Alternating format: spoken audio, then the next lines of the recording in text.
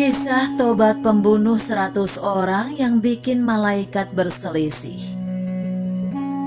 Dalam kajian kitab Riyadhus Shalihin dan Ihya Ulumuddin, pimpinan Yayasan Al-Fahriyah Tangerang, Al-Habib Jindan bin Novel Salim Jindan, menceritakan sebuah kisah yang menggugah hati. Kisah ini masuk dalam kategori bab tobat dan syukur. Habib Jindan mengatakan bahwa hakikat tobat hukumnya wajib.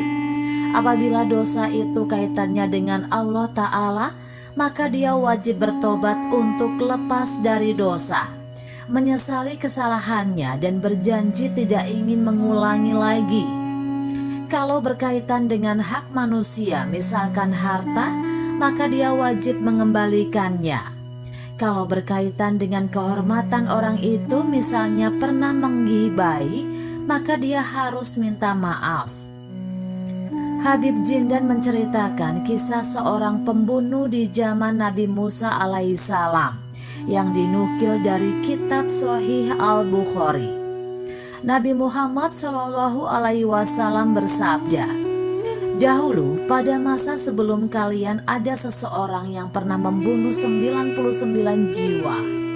Lalu dia bertanya tentang keberadaan orang-orang yang paling alim di muka bumi. Namun dia ditunjuk pada seorang rohib atau pendeta.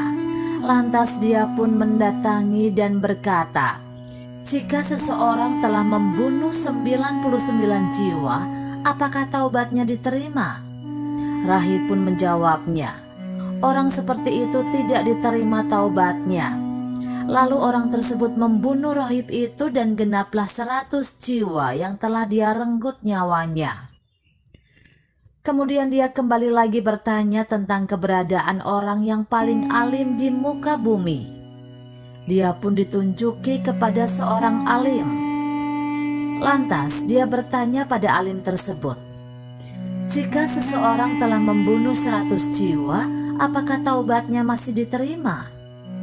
Orang alim itu pun menjawab, 'Ya, masih diterima.' Dan siapakah yang akan menghalangi antara dirinya dengan taubat?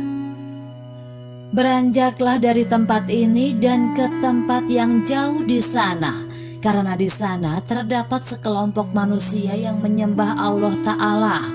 Maka sembahlah Allah bersama mereka. Dan janganlah kamu kembali ke tempatku yang dulu, karena tempat tersebut adalah tempat yang amat jelek.' Laki-laki ini pun pergi menuju tempat yang ditunjukkan oleh orang alim tersebut. Ketika sampai di tengah perjalanan, kematian pun menjemputnya. Akhirnya terjadilah perselisihan antara malaikat rahmat dan malaikat azab. Malaikat rahmat berkata, 'Orang ini datang dalam keadaan bertaubat dengan menghadapkan hatinya kepada Allah.' Namun malaikat azab berkata, 'Orang ini belum pernah melakukan kebaikan sedikit pun.' Lalu datanglah malaikat lain dalam bentuk manusia. Mereka pun sepakat untuk menjadikan malaikat ini sebagai pemutus perselisihan mereka. Malaikat itu berkata, 'Ukurlah jarak kedua tempat itu, jarak antara tempat jelek yang dia tinggalkan dengan tempat yang baik yang dia tuju. Jika jaraknya dekat, maka dia yang berhak atas orang ini.' Lalu mereka pun mengukur jarak kedua tempat tersebut dan mereka dapatkan bahwa orang ini lebih dekat dengan tempat yang dia tuju. Akhirnya ruhnya pun dicabut oleh malaikat rahmat." Hikmah di balik kisah ini: kalau Anda ditanya tentang ilmu, sampaikan, jangan menghakimi. Malaikat azab bilang, "Ini milik gue." Malaikat rahmat bilang, "Enggak, dia sudah buat kebaikan." Malaikat kalau beda pendapat gak saling mencaci, gak saling membuli, gak ada sombong-sombongnya. Akhirnya diutus malaikat lain dalam wujud manusia. Ini orang diukur saja dari tempat berangkatnya lebih dekat ke tempat kampung soleh apa penjahat. Pas diukur lebih dekat ke kampung Solihin sejengkal, dia mati dekat kampung Solihin, kata Habib Jindan. Subhanallah, Nabi Musa alaihissalam ketika dijemput kematian mengatakan, dekatkan saya ke tanah suci Baitul Maqdis. Akhirnya beliau meninggalnya di luar tanah suci, jaraknya masih 1 batu. Rasulullah Shallallahu Alaihi Wasallam setiap hari bertobat lebih dari 70 kali.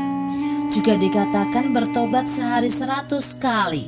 Lebih gampang tobat kepada Allah. Jika kita bikin dosa sama manusia, bisa ribet gak kelar-kelar, diungkit terus.